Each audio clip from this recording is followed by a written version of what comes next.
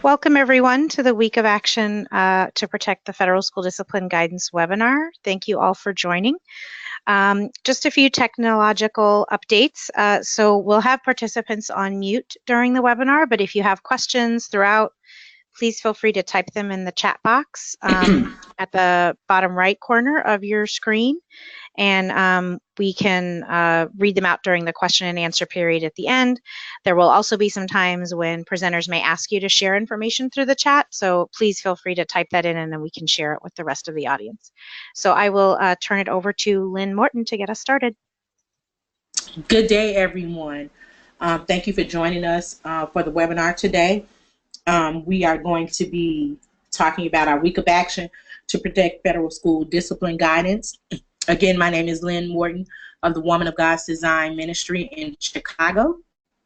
And we will quickly do a welcome and overview. We're going to do background and why school discipline guidance is needed. What is the federal school discipline guidelines and where we are now, what you can do, and beyond the week of action. And then at the end, we'll have a time for Q&A. So our presenters today are Lori Clark from Blue Ribbon Youth Leadership Institute, Elizabeth Olson of the NAACP Legal Defense and Educational Fund, Kate Madonna of Girls for Gender Equity, Lorraine Wright for I Vote for Me, and Joyce Parker from Citizens for a Better Greenville. We are all part of the Dignity in Schools campaign. The Dignity in Schools campaign is a coalition of over 100 organizations in 29 states united to challenge the systemic problem of push-out in our nation's schools and dismantle the school-to-prison pipeline. We build power among parents, youth, organizers, advocates, and educators to transform their own communities, support alternatives to a culture of zero tolerance, harsh punishment, criminalization, and the dismantling of public schools, and to fight racism and all forms of oppression. Now Lori Clark is going to give us a little background on what is the federal guidance. So we'd like to start off today by providing some information about what it means when we talk about federal guidance. Federal agencies often develop guidance documents to clarify existing laws where there may be confusion. Guidance documents do not create new laws or new requirements. They are intended to assist those who are required to meet existing laws, for example, states, districts, and schools. DSC, LDF, and many other advocates and community members push for the U.S. Department of Education and the U.S. Department of Justice to release guidance to address the overuse of exclusionary discipline practices, for example, suspensions, expulsions, and school-based arrests, and the disproportionate impact on students of color. And so here's why. Nationwide, 2.8 million K through 12 students receive one or more out-of-school suspensions during the 2013-2014 school year. Students of color are disproportionately impacted by school push-out. Black K through 12 students are 3.8 times more likely to receive out-of-school suspensions than white students. And Black students are 2.2 times as likely to receive a referral to law enforcement or be subject to a school-related arrest as white students. And so when this happens, this pushes students of color into the criminal system, which impacts them for the rest of their life.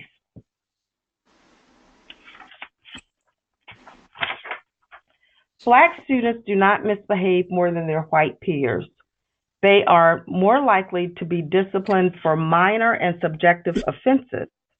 And this is due to conscious and unconscious bias against students of color. Schools can and must ensure that all students have equitable opportunities to learn and to succeed. And so schools and And districts should be implementing several options to support students. One is PBIS, or Positive Behavioral Interventions and Supports, opportunities for students to serve on the school-based committees, superintendent cabinets, and students should be included when making policies, encouraged to use their voice and to create change. They should also be included and community stakeholders as well in the entire process.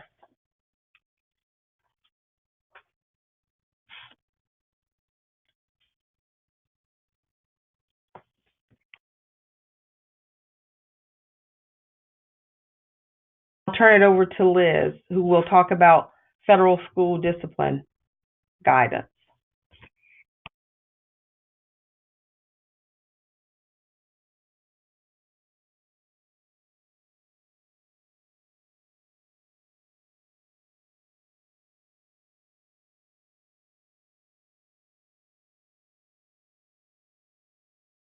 And Liz, I'm not sure if you're trying to speak, but we can't hear you currently on the webinar.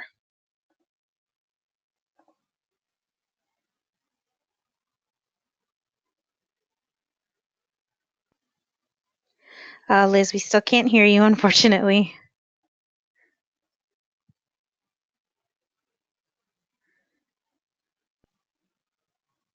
Yeah, unfortunately, sorry, Liz, we can't hear you. Maybe in the chat box you can let us know if you'd like one of us to read out the slides, or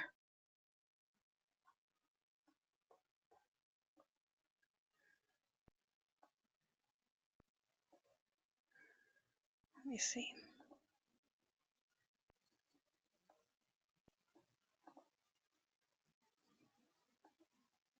Sorry for the delay, everyone. Sure, so what I'll go ahead and do, this is Liz from Nursery. I can help out and read a few of these slides. So the slide in front of you is, what is the federal school discipline guidance? So in 2014, the U.S. Department of Education and the U.S. Department of Justice released a school discipline guidance package to assist states, districts, and schools in developing policies and practices to meet existing federal civil rights laws and promote positive school climates. The guidance documents are intended to help schools serve students more effectively by encouraging them to avoid pushing students out of school, reminding them that racial discrimination, including discrimination in school discipline, is illegal, and this is extremely important and one of the key reasons why we really want to fight to keep this guidance in place, and providing recommendations and resources to reduce disparities in exclusionary discipline.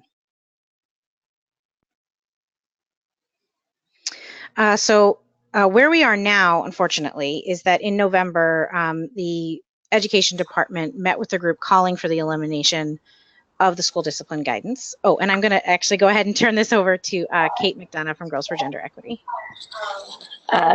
Thanks so much, Liz. So as was mentioned before, yes, in November, the Education Department did meet with a group calling for the elimination of the school discipline guidance, which signaled to us that they were seeking to withdraw this guidance. And this department has done that in the past. So they have withdrawn guidance clarifying protections for transgender students, which really uplift practices that schools could take to create affirming environments for trans students. And they also withdrew protections around survivors of sexual assault on college campuses. After the wake of the Stoneman Douglas High School shooting, we've also seen some call for stricter discipline practices in schools. I know definitely in New York City, this is already happening. There was a town hall last night where this subject came up.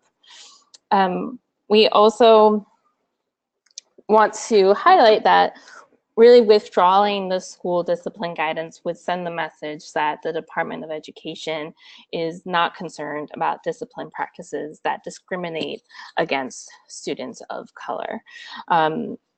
And it could also lead to some schools and districts to roll back the progress they have made to reform their approach to school discipline. It is important to remember that withdrawing the guidance would have no effect on the law. Schools would still be prohibited from discriminating against students, and the Department of Education would still need to act when a complaint is filed against the school district. However, it is still bad to withdraw this guidance, and it is something that would have an impact on our work. So with that, I'm going to turn it over to Lorraine, who's going to talk a little bit more about what you can do to ensure that the Department of Education maintains this critical resource. Thank you, Kate, and everyone. So what can you do? And I'm glad you asked. It's critical that we show the Department of Education that diverse groups of stakeholders across the country, including students, parents, educators, and advocates, support the guidance. So there's a very specific ask coming from Dignity in Schools and LDF.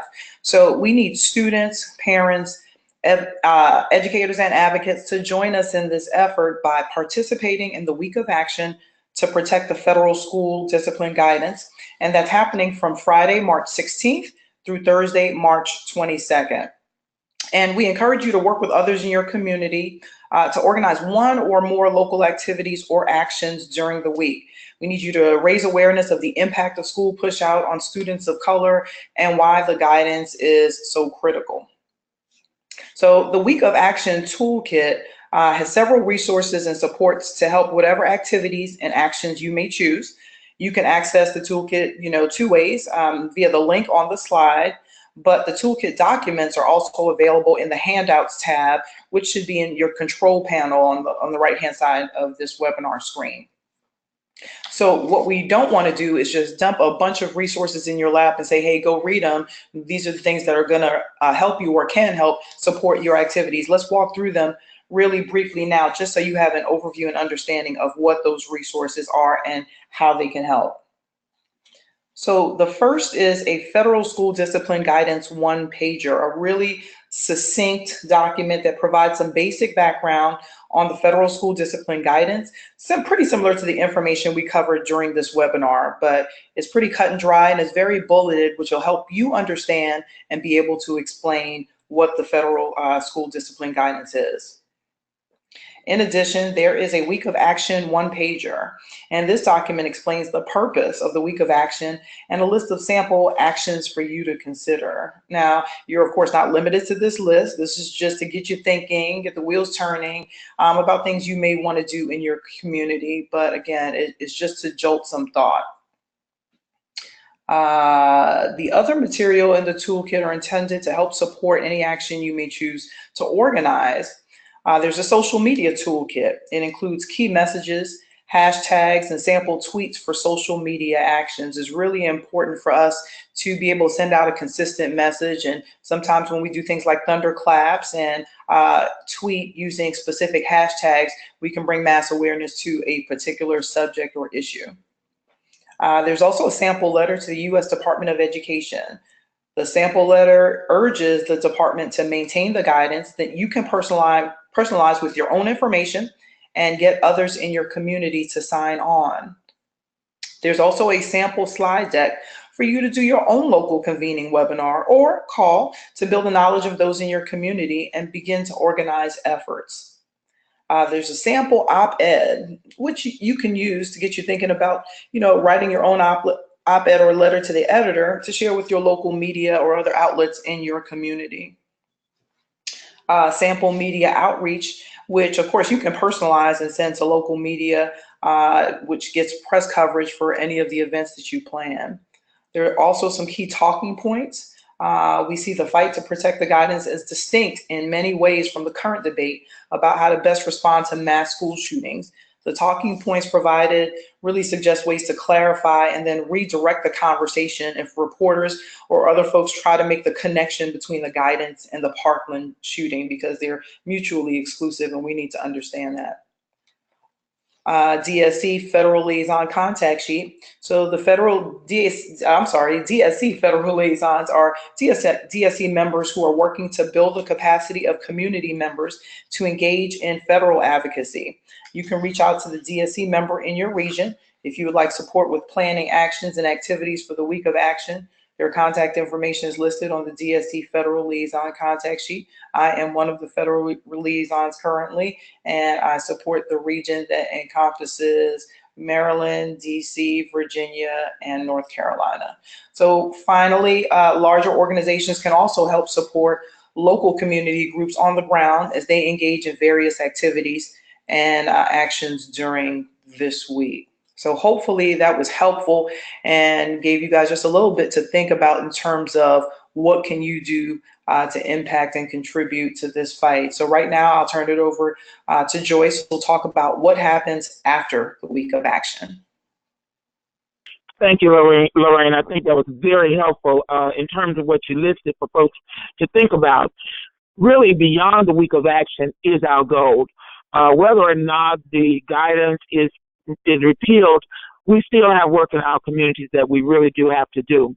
Our fight now up until that point is to ask and to demand that it remains in force, because the law doesn't change. And when you think about 2014, where you saw that picture, this is Joyce. I was one of those that was there, and I really had to think back.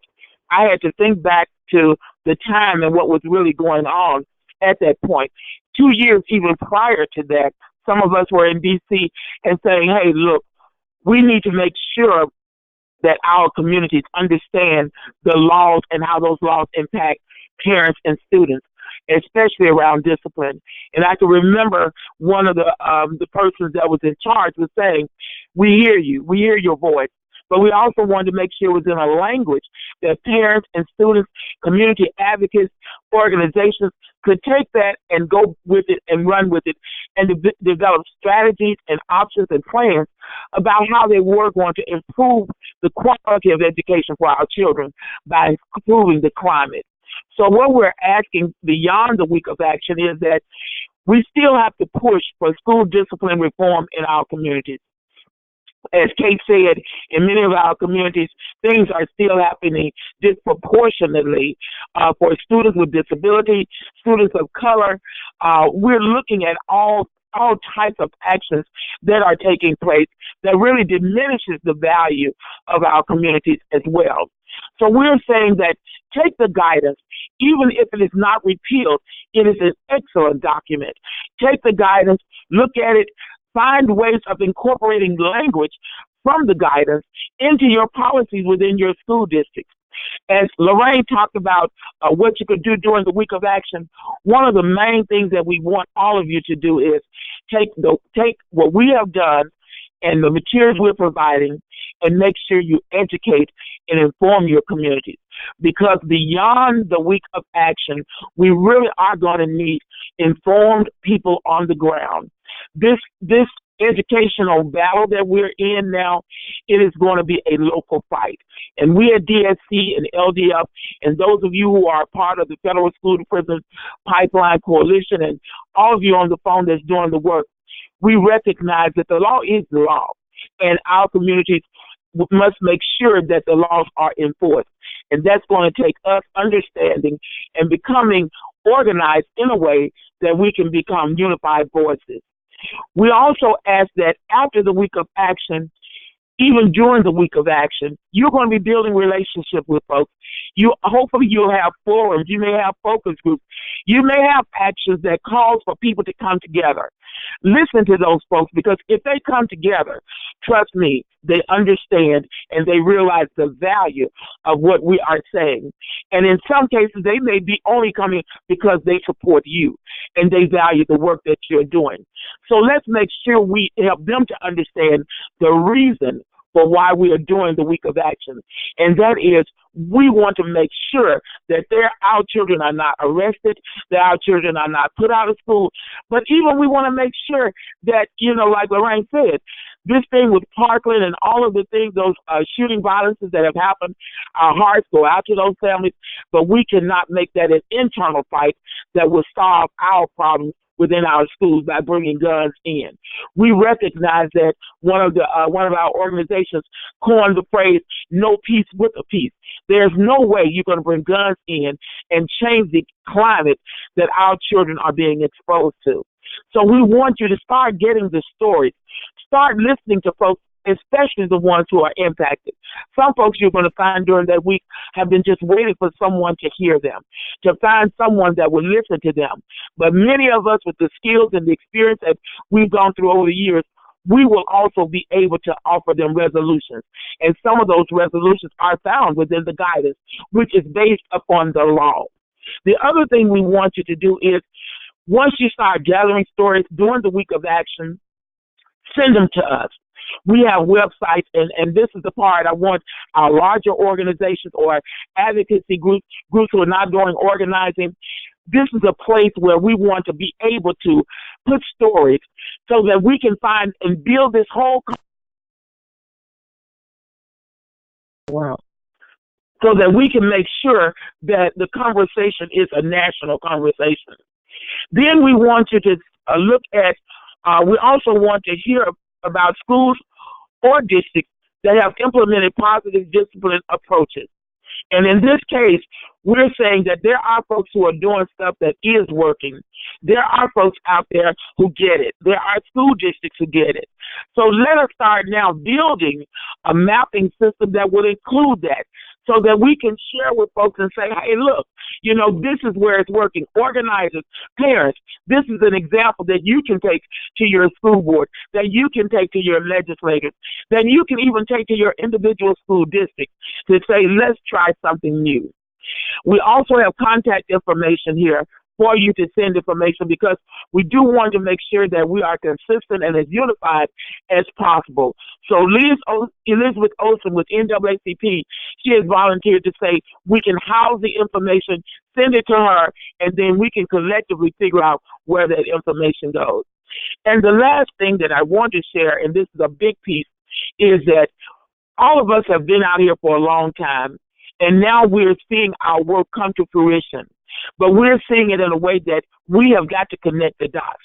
We can no longer work in silos. We can no longer work in a way that someone in Carolina is doing one thing that is similar to what I'm doing in Mississippi, or someone in Virginia is doing something that's really just like what we're doing and have had victories.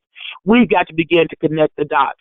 So what we're saying, we've got legal groups out there. We've got policy groups who have said that they are already on the playing field.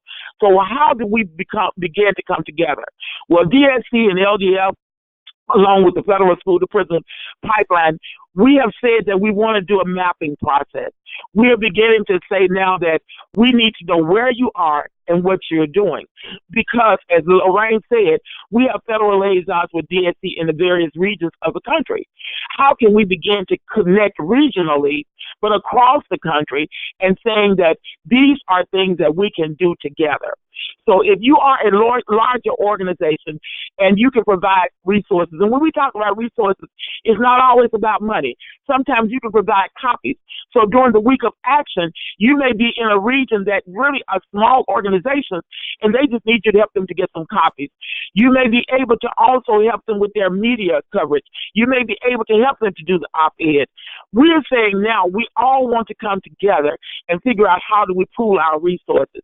So all we're asking that you would do a part of this process is list the name of your organization, where you are located, where you're doing work, where you can provide support, and give us your contact information. So all of these in the chat box, and we will take it and we'll begin to compile it.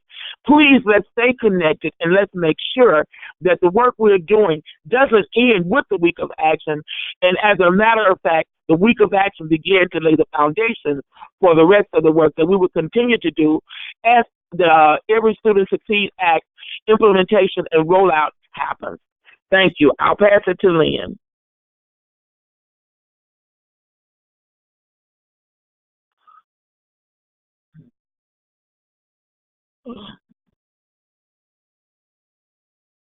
Lynn, are you there? We can't hear you right now. I am here. Okay. Can you hear me? Yep, we can hear you now. Okay. Thank you, Joyce. Thank you so much to all of our panelists for sharing the information. And we know it was a lot, so we want to allow time for anyone who has any questions. We'll share out some questions and give you some answers right now. Remember, if you have questions, type them in the chat box. So I do have a couple questions waiting. One is a question from Dan Lowson asking if we have discussed how Marco Rubio is calling for rescinding the guidance claiming that Broward's Promise program in Florida was the model for the guidance, and that the Promise program may have caused the shooter not to be arrested. And so have folks talked at all about that claim from Marco Rubio and how to respond? Hi, this is Liz. Could you hear me? Yeah, we can hear you, Liz. Okay, great. Sorry for the mishap earlier. So we have not had a chance to discuss that as a coalition yet, since that announcement, I believe, was just made yesterday. But I would definitely refer everyone to DSC has put together a great one-pager on how to respond when people try to make the connection between the federal school guidance and the Broward County shooting. We definitely do not think a connection exists. As we mentioned before, the school discipline guidance really is focused on ensuring that schools and districts do not discriminate against students of color through their discipline policies and practices. So it does not prevent schools and districts from addressing discipline problems in an appropriate way. It definitely does not prevent school personnel and administrators from appropriately responding to issues of school safety. And so we definitely will need to discuss as a coalition how to respond to people who are trying to make that connection. But in your individual conversations, in your advocacy efforts, and if you are engaging in actions around this during the week of action and you have questions from reporters about this, definitely take a look at that one pager, which has some great information in terms of how to respond and also redirect the conversation to what we're talking about, which is protecting students of color from discrimination. Thanks, Liz. And just to share, Dan has a piece coming out tomorrow in Education Next that he wants to let folks know about that doesn't directly address this issue, but does make some clear arguments about why we need the guidance. And you can follow him at Lowson Dan on Twitter, which I'll send out to the group via the chat box as well, to stay tuned for that article as soon as it comes out. He'll link to it. Dan also shared that the Leadership Conference on Civil and Human Rights has some useful information as well around the guidance, and we can make sure to add that to the page link that's been shared with folks for this webinar so they can access it easily. Yeah, I think that resource is actually listed on the resource slide. Oh, great. Perfect. So we have another question that's come in. Do folks know if the local NAACP chapters are aware of the threat to rescind the guidance, and if they have made any call to action around it?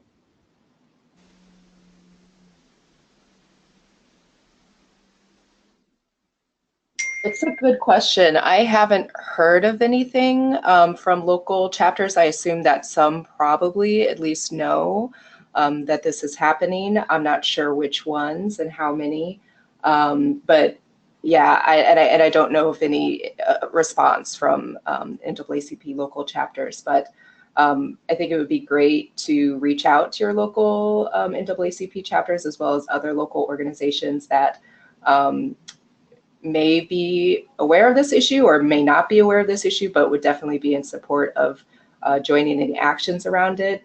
So yeah, I think that would definitely be a key part of sort of, building awareness around this issue and coming together to figure out how to move forward in terms of protecting the guidance.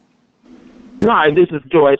And I would just like to add to that, during your week of action, I think that would be an excellent action to take, and that is to assess your community to see what organizations are there and what those organizations are doing, but provide training. One of the things that we know, if we're going to have informed communities, we've got to educate them.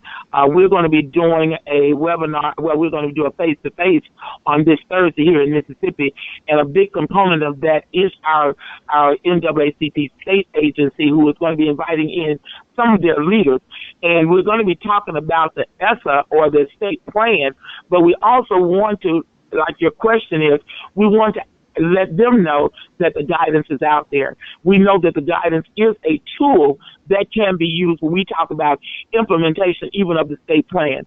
So use this week as an opportunity to bring folks together. And these questions are excellent questions. Thank you, Liz and Joyce. We have another question that's come in. Congress has proposed several bills to address school discipline, such as the Stop School Violence Act of 2018, that if passed will have unintended consequences for communities of color. Do we have a one-pager to provide to legislators on the recommendations of how best to address school discipline, what the data is, and how to promote effective programs that are currently in place?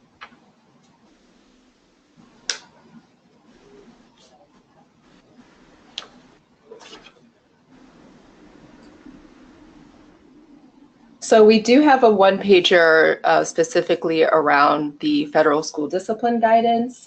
We don't have one that generally outlines, that I know of, and Liz, correct me if DSC has something similar, please correct me, but I don't think we have an existing one-pager that kind of outlines our recommendations around school discipline generally. And I think you also mentioned data with regards to disproportionate impact on students of color. That's definitely something that we can work on. This is Joyce again, just to follow up on that. What I would like to say is, a part of this building out the process that we're talking about now, is there anyone on the phone now or inside of this process that would like to support a document like that? And I know Dan has talked about the work that he's doing, and Dan, thank you for constantly giving us work that you've done. But we know that there are other organizations out there that do policy work. It is a we now, the question was great, but how do we begin to build it out? If there's something that we think we need to do inside of this whole process that we're working around the federal guidance, and it's something that you are doing or that you are willing to do, once again, Liz Olson is a contact person. Let her know, because they have done, Liz with LDF and DSC have done an excellent job with a lot of you all on the phone to come up with one pages, to come up with op-eds, to come up with even policy languages. So we still need to do that. But what we're saying now, let's do it more intentionally, and then let's do it in a collective, uniform manner, using this as a format or a foundation to do it. Thanks, Joyce. And in the chat box, Dan Lowson has shared that he has produced talking points similar to this in the past, and would be happy to work with us on it, and also to look more at state level action, because legislation that can come down at the state level is more likely to happen, and that we should really focus on that as well. And Dan also just wanted to urge folks to contact their state attorney general's offices to enforce civil rights and school discipline. Because while we want to keep to fight the guidance, whether the guidance stays in place or not, the Trump administration is not likely to enforce the guidance. And so looking to the Attorney General's offices and other resources you have at your state level will be really critical as well. We also have another question that's come in. Has DSC reached out to the American School Counselor Association to engage school counselors in this work? This is Joyce. I know we have not reached out to them in this setting. Some of us as organizers have been in different spaces where we got the counselors, the social workers, and on the local level, some of us are working with them. But I think that is something that we do need to do, is to reach out to them in a formal way. So my question would be, who would like to be a part of building that out? Because once again, when we offer ideas, it will be very helpful in this process, and I applaud you, Dan, for what you're doing. Help us to come up with those solutions, because once again, it is us now.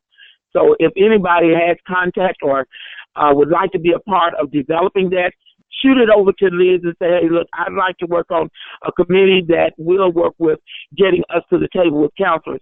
And I know sometimes committees are those things that don't work, but trust me, and I think all of you all know on this call, DSC, LDF, and many of you, we've been having to function with committees. So if reaching out to counselors is something you would like to help us to work out, we got the federal liaisons that we can help to support that process. We just got to pull it together.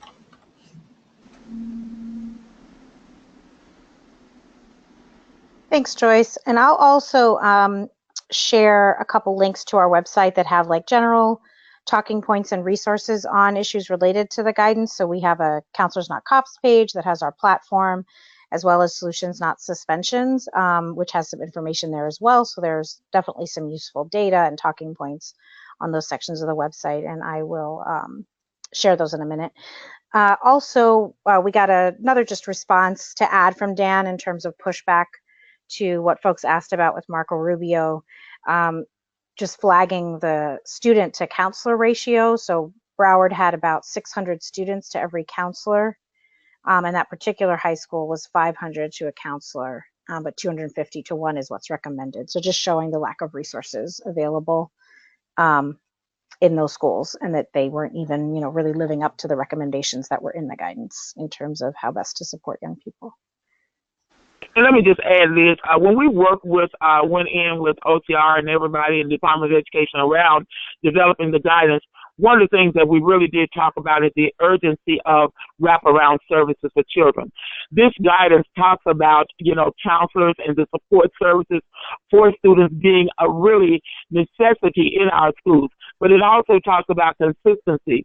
So as they relate the guidance in terms of school to prison pipeline or what's not being done in schools to support schools, that may happen school to school, but we want to make sure that this is an external conversation that we're looking at. Internal to schools, yes, we still have a lot to do, and that's why it's going to be so important that we take this document and look at the language that it's using, and in many cases, this is language that we can make sure policies and practices are showing up in our schools so that people won't relate incidents, isolated incidents, and saying that everything is failing, because it's not the case. Thanks, Joyce. Do we have any other questions from anyone in the audience?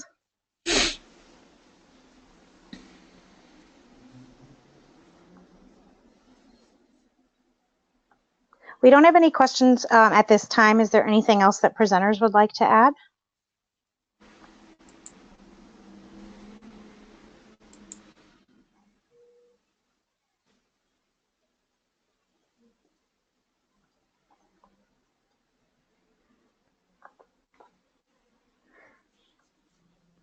Okay, well, as our presenters have shared, we really encourage you to reach out to DSC, Liz Olson at the NAACP Legal Defense Fund, to give more suggestions, ask more questions, and share any resources or work that you would like to engage in collaboration with DSC.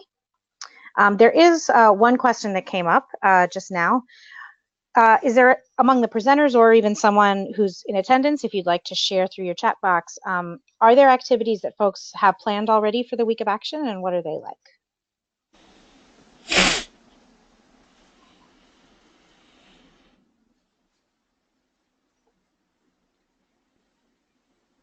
One of the things that, as I stated, this is Joyce, we are using the opportunity for a meeting on this Thursday, which is pre the week of action. And we're using this as an opportunity to bring folks together, to educate and to inform them around the state policy, but also the state plan, but also looking at how can we get more players on the playing field. And as a part of this conversation is going to be the next step that's going to be really important. And that is finding out from folks, what do they need to be able to stand up in spaces where these conversations are being had. And so I would suggest that as an option for folks is calling together meetings, workshops, trainings. All of that can be done during the week of action. We know walkouts have been listed, but we can also look at sit-ins. Students are in the classroom. How do we begin to frame the conversation and saying that students are showing up? Now we need to show up in support of them. And this is Lori in North Carolina, and we're planning to have a workshop or really a conversation with students about the document. And then later in April, we're planning a workshop to talk about the ESSA Toolkit and the state plan in Spanish, and then just a general one for our parents and community stakeholders.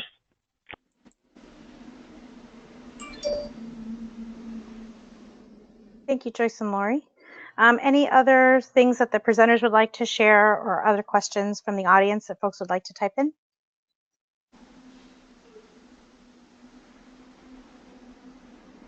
This is Lorraine, and I want to reiterate something that Joyce said. We're talking about the week of action, and this is a very specific period of time, but we have to recognize that whichever way this goes, whether or not it's a win in terms of maintaining these federal protections regarding school discipline, even if it doesn't go our way, we have to maintain persistent pressure. Again, just like Joyce said, this is a journey.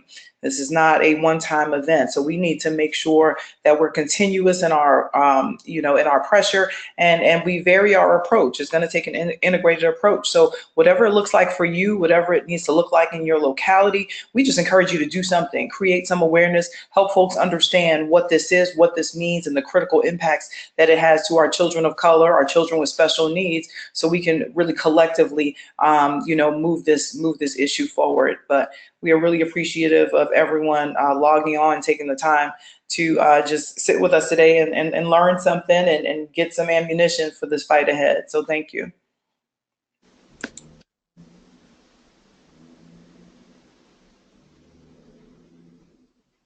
Any final questions or comments?